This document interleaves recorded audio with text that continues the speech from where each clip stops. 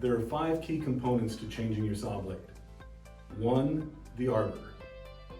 2, the saw blade. 3, the spacer. 4, the lock washer. And 5, the nut. You've received your new Salam 1200 autopsy saw and are now ready to install the blade for the first time. For the first time, you will have to remove the nut. You will remove the lock washer.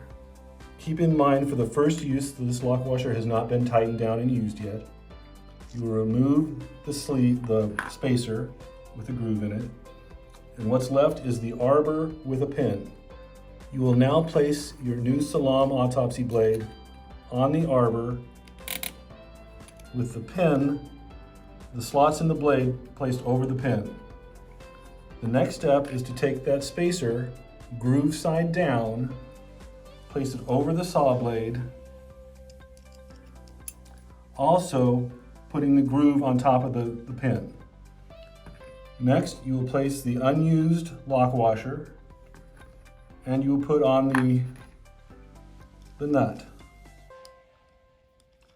We suggest that you tighten it down hand tight first, and then you want to check to make sure that the blade and the spacer grooves are lined up on the pin.